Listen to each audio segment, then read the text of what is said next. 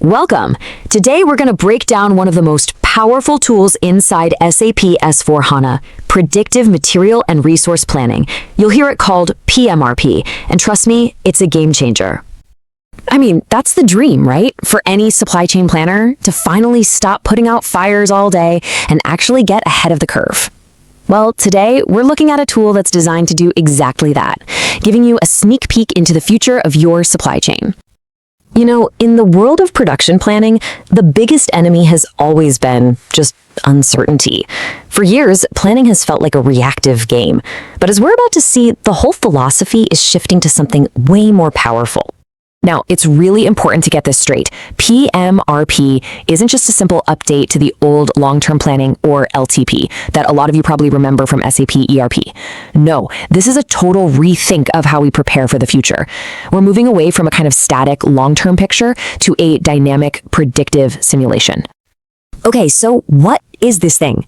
This crystal ball for your supply chain that promises so much? Let's get a really clear definition. At its heart, think of pMRP as a safe playground for planners. Seriously, it's a simulation-based process that lets you try things out.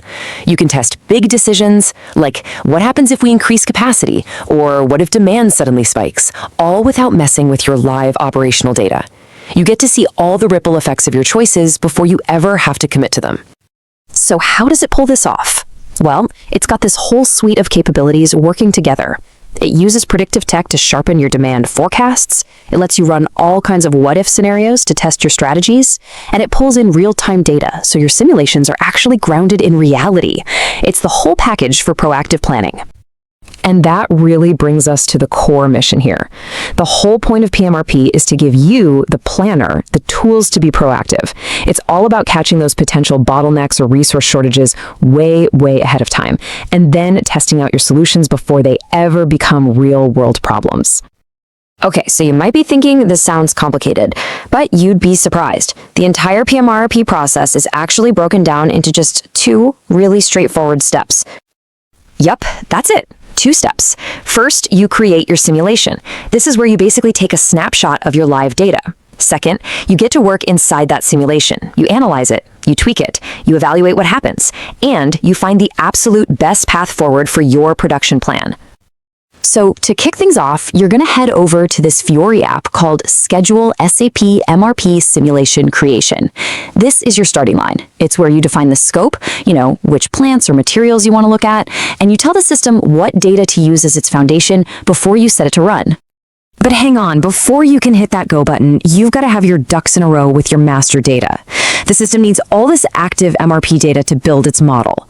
Think of it as a checklist, right? You need your materials defined, your bills of material, your BOMs, so it knows what parts go into what, and of course, your work centers and routing, so it understands your capacity. Without the stuff, your simulation literally has nothing to simulate. Okay, so that's step 1. Now for the really cool part, step 2. This is where we see how this thing becomes an incredibly powerful decision-making tool. This is where the real strategy happens. So once your simulation is created, you pop open the Process pMRP Simulations app. And this is your command center, your workbench. It's the place where you get to stress test your supply chain and experiment with all kinds of different solutions. Inside this app, you've got a few different ways to slice and dice the data. You can simulate what happens if demand changes, you can analyze the capacity of your key work centers, and you can even do a deep dive with a multi-level material simulation to check on component availability. It's a full toolkit for looking at your plan from every possible angle.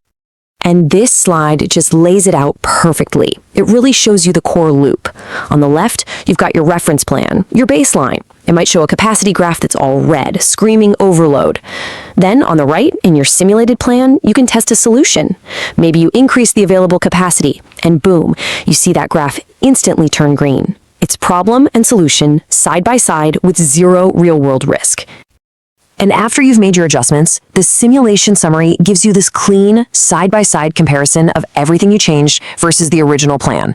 This gives you a fantastic paper trail, right? And what's even better, you can download the whole thing to Excel for deeper analysis or to share it with your team.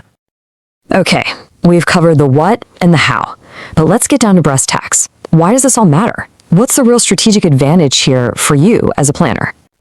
For a planner, the payoff is It's huge. You're suddenly in a position to answer those really tough strategic questions. Like, let's say you see a potential bottleneck on a key component 3 months from now. Should you pre-produce it and just eat the inventory cost? Or should you maybe switch to a different, more expensive supplier? MRP gives you the data to make that call with confidence, helping you optimize your resources and directly cut down on costs. And here's the final piece of the puzzle. This is how you make it all real. Once you've found a simulation that actually solves your problem, you don't just close the app, you release it. That action takes your successful simulation and turns it into new planned independent requirements, or PIRs, that are ready to be activated and used in your next live MRP run. You've officially turned foresight into an actual concrete action plan. So there you have it. That's our quick tour of Predictive MRP. It's a tool that lets you model the future, test your gut feelings with real data, and ultimately build a much more resilient supply chain. So I'll leave you with this question. Thinking about your own world, those persistent bottlenecks, the crazy demand swings, the capacity constraints. With a tool like this in your hands, which problem would you solve first? All right,